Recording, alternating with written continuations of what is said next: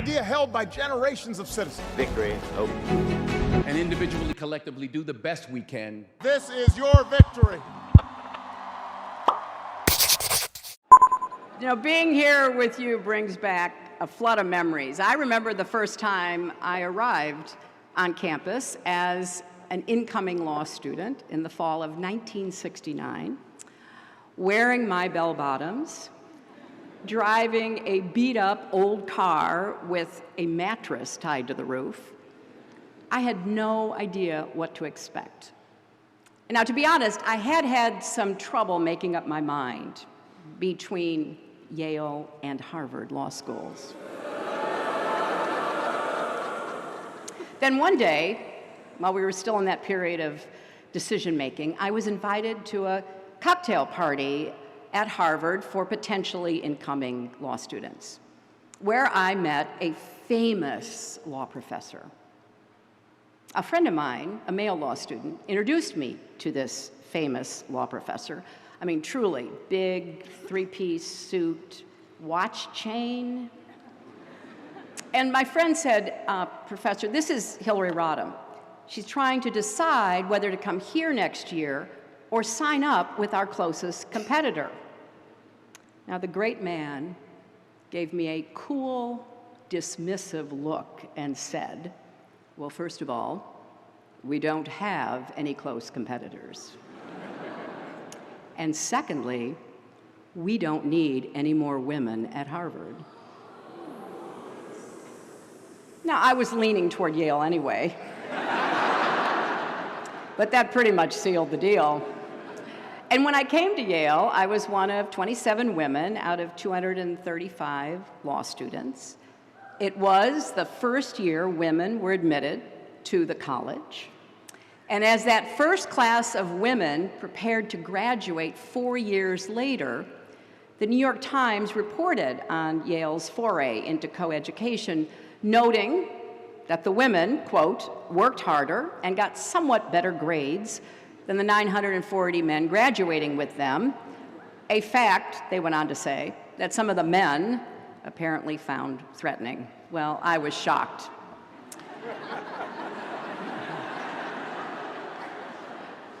But over the years, Yale has been a home away from home for me, a place I've returned to time and again. I spoke to Class Day back in 2001 on the 300th anniversary of the university. And I hope that that will be the case for many of you as well. This school has been responsible for some of my most treasured friends and colleagues, people like Jake Sullivan and Harold Coe, and I've watched some of you grow up, like Rebecca Shaw, who's graduating today, and you'll hear from shortly. And I've been honored to serve over the last year or two, working with some of the Yale Law School faculty, including the new dean, Heather Gerken. Now, Yale grads, many of whom are also here today, have worked for me in the United States Senate, the State Department, on my presidential campaigns, and I have been so well served. I have a very dedicated campaign intern here graduating, David Scheimer, the class of 2018. But I have to confess, of all the formative experiences I had at Yale, perhaps none was more significant than the day during my second year when I was cutting through what was then the student lounge with some friends. And I saw this tall, handsome guy with a beard who looked like a Viking. I said to my friend, well, who is that? And she said, well, that's Bill Clinton. He's from Arkansas, and that's all he ever talks about. And then, as if on cue, I hear him saying, and not only that, we grow the biggest watermelons in the world. And I was like, who is this person? But, you know, he kept looking at me, and I kept looking back. And so we were in the law library one night. I was studying.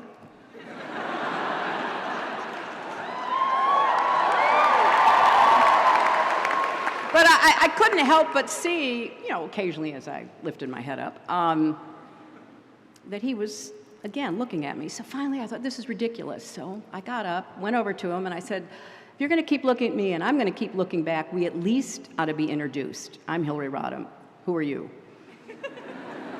And that started a conversation that continues to this day. Now, it was also here at Yale that I saw a flyer in the law school on a bulletin board that changed my life. Now, some of your parents and grandparents may remember flyers and bulletin boards. For the rest of you, suffice it to say, that was how we got information. It was like Facebook, but the bulletin board didn't steal your personal information.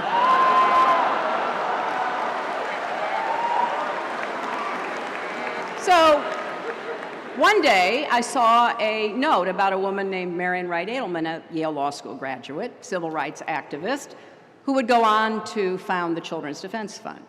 Marian was coming back to campus to give a lecture. I went. I was captivated to hear her talk about using her Yale education to create a Head Start program in rural Mississippi. And I wound up working for her that summer, and the experience opened my eyes to the ways that the law can protect children or come up short. Because like many of you, I learned just as much outside the four walls of the classroom as I did sitting in a lecture hall. And I discovered a passion that has animated my life and my work ever since. Now, a lot has changed since I was here.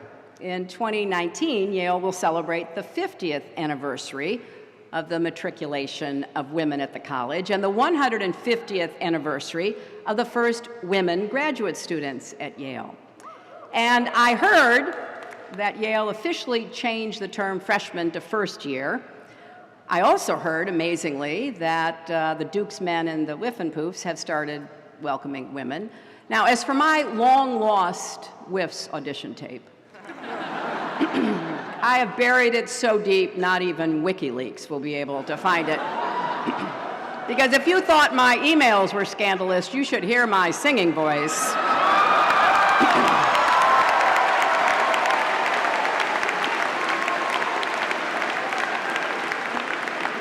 I find it very exciting that today's graduates hail from all 50 states, the District of Columbia, Puerto Rico, Guam, and 56 other countries.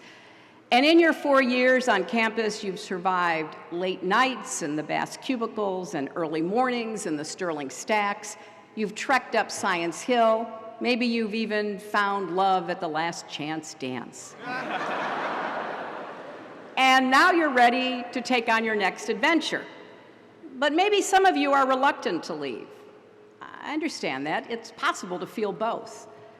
Because the class of 2018 is graduating at one of the most tumultuous times in the history of our country. And I say that as someone who graduated in the 60s. I recently went back and looked up those famous lines from Charles Dickens in A Tale of Two Cities because, I usually end after saying it was the best of times, it was the worst of times. But it goes on. It was the age of wisdom. It was the age of foolishness. It was the epoch of belief. It was the epoch of incredulity. It was the season of light. It was the season of darkness. It was the spring of hope. It was the winter of despair. Now, Dickens was writing about the years leading up to the French Revolution, but he could have been describing the ricocheting highs and lows of this moment in America. We're living through a time when fundamental rights, civic virtue, freedom of the press, even facts and reason are under assault like never before. But we are also witnessing an era of new moral conviction, civic engagement, and a sense of devotion to our democracy and country. So here's the good news. If any group were ever prepared to rise to the occasion, it is you, the class of 2018. You've already demonstrated the character and courage that will help you navigate this tumultuous moment. And most of all, you've demonstrated resilience. Now that's a word that's been on my mind a lot recently. One of my personal heroes, Eleanor Roosevelt, said, "You gain strength, courage, and confidence by every experience in which you really stop to look fear in the face. You are able to say to yourself, I have lived through this horror. I can take the next thing that comes along." Well, that's resilience. And it's so important because everyone gets knocked down. What matters is whether you get back up and keep going. This may be hard for a group of Yale's soon-to-be graduates to accept, but yes, you will make mistakes in life. You will even fail. It happens to all of us, no matter how qualified or capable we are. Take it from me. Oh, I remember those first months after that 2016 election were not easy. We all had our own methods of coping. I went for long walks in the woods. Yale students went for long walks in East Rock Park. I spent hours going down a Twitter rabbit hole. You spent hours in the Yale memes group. I had my fair share of Chardonnay. You had penny drinks at Wode's.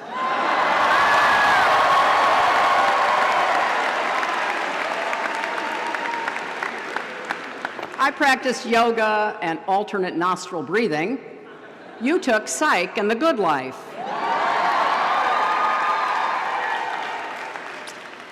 And let me just get this out of the way. No, I'm not over it. I still think about the 2016 election. I still regret the mistakes I made. I still think, though, that understanding what happened in such a weird and wild election in American history will help us defend our democracy in the future. Whether you're right, left, center, Republican, Democrat, independent, vegetarian, whatever. We all have a stake in that. So today, as a person, I'm okay, but as an American, I'm concerned. You know, personal resilience is important, but it's not the only form of resilience we need right now. We also need community resilience. That's something that this class has embodied during your time on campus. Literally at times, like in the March of Resilience your sophomore year. It was the biggest demonstration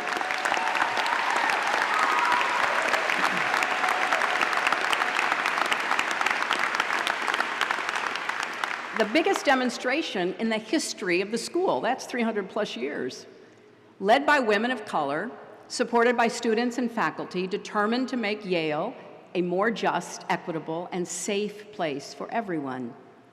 Many of you have said that March was a defining moment in your college experience, and that says something about this class and your values. Because the truth is, our country is more polarized than ever. We have sorted ourselves into opposing camps, and that divides how we see the world.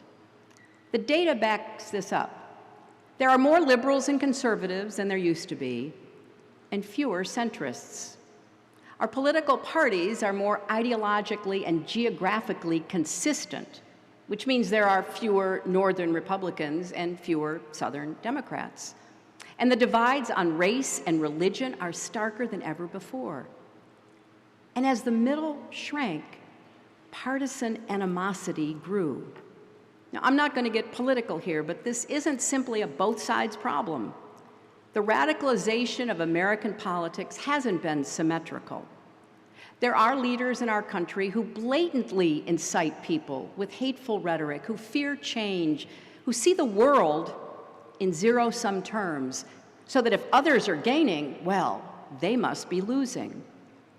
That's a recipe for polarization and conflict.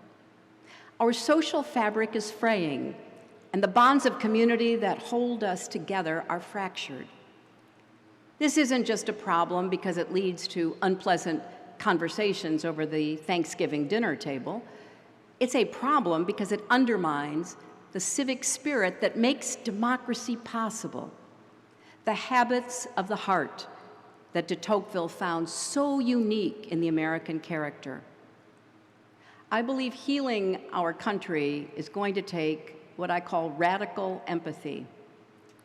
As hard as it is, this is a moment to reach across divides of race, class, and politics, to try to see the world through the eyes of people very different from ourselves, and to return to rational debate, to find a way to disagree without being disagreeable, to try to recapture a sense of community and common humanity. When we think about politics and judge our leaders, we can't just ask, am I better off than I was 2 years or 4 years ago? We have to ask, are we all better off? Are we as a country better, stronger, and fairer? That's something you've done here at Yale. You've learned that you don't need to be an immigrant to be outraged when a classmate's father, a human being who contributes to his family and his country, is unjustly deported. You don't need to be a person of color to understand that when Black students feel singled out and targeted, we still have work to do. And you don't need to experience gun violence to know that when a teenager in Texas who just survived a mass shooting says she's not surprised by what happened at her school because, and I quote, "I've always felt like eventually it was going to happen here too." We are failing our children. So enough is enough. We need to come together, and we certainly need common sense gun safety legislation as soon as we can get it.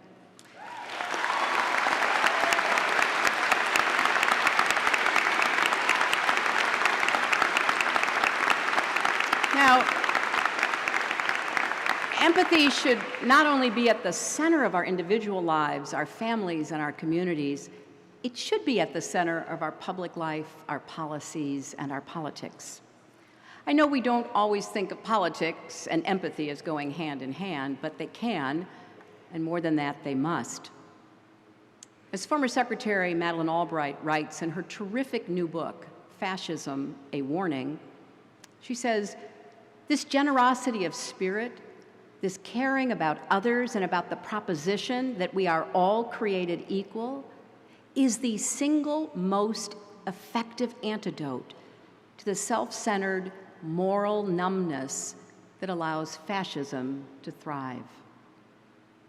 And of course, Madeleine had personal experience fleeing the Nazis in Czechoslovakia as a baby, returning after the war, fleeing the communists as a young girl.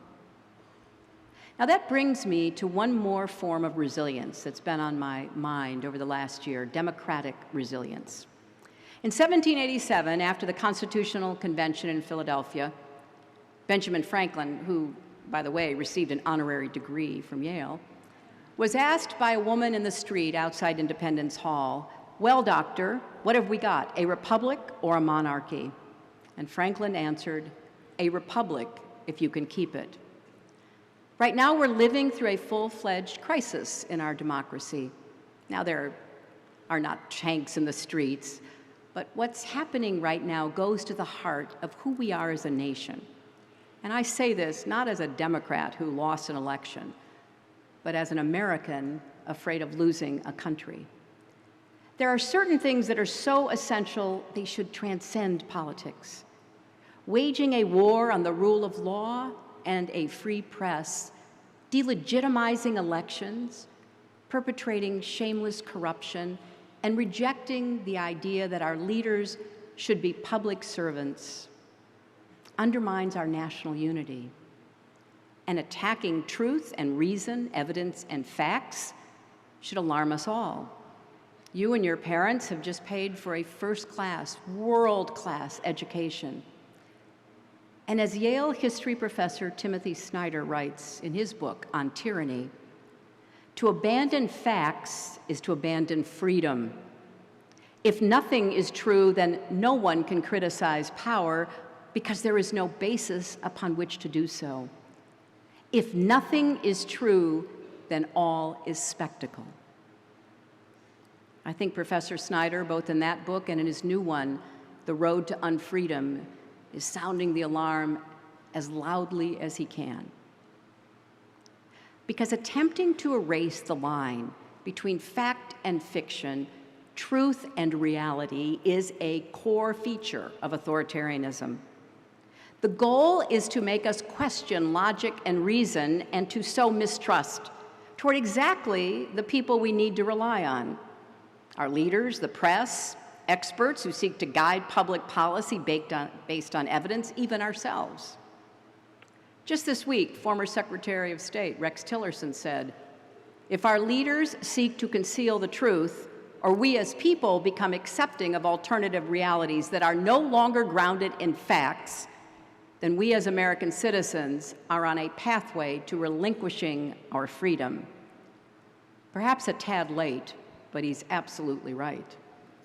So how do we build democratic resilience? I think it starts with standing up for truth, facts, and reason, not just in the classroom and on campus, but every day in our lives. It means speaking out about the vital role of higher education in our society to create opportunity and equality.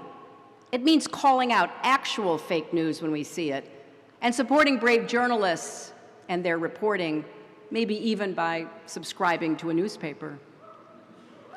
Now, most of all, as obvious as it seems, it means voting in every election, not just the presidential ones. So yes, these are challenging times for America, but we've come through challenging times before. You know, I think back to the night Barack Obama was elected president. Many of us, so many of us were jubilant. Even I, who had once hoped to beat him, was ecstatic.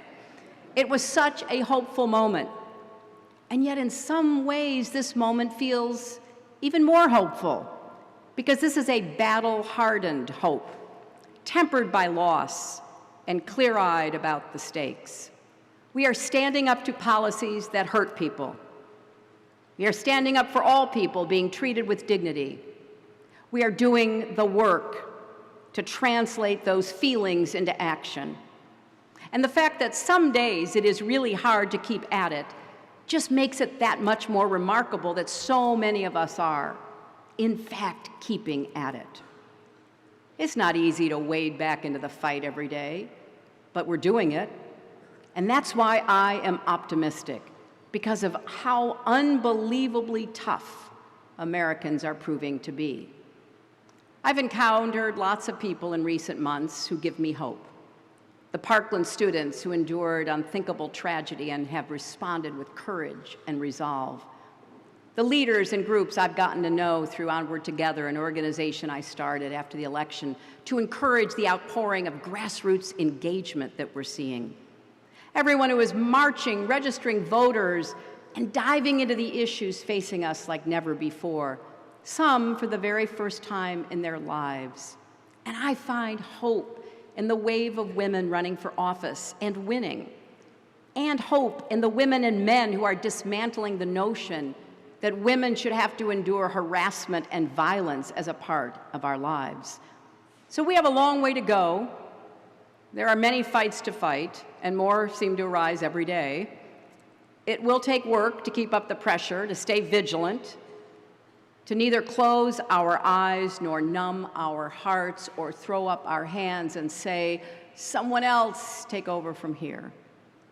Because at this moment in our history, our country depends on every citizen believing in the power of their actions, even when that power is invisible and their efforts feel like an uphill battle.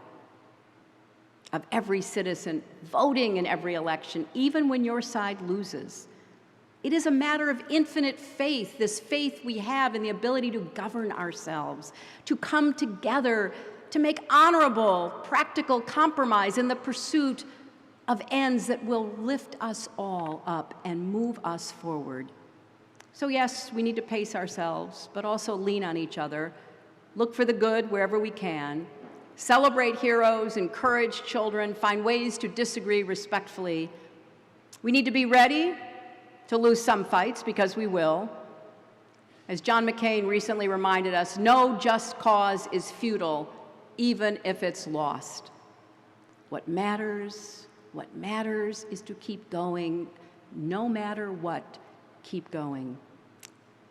The Yale you're graduating from is very different from the Yale I graduated from. It's different even from the Yale that welcomed you 4 years ago. 4 years ago, not one of Yale's colleges was named after a woman.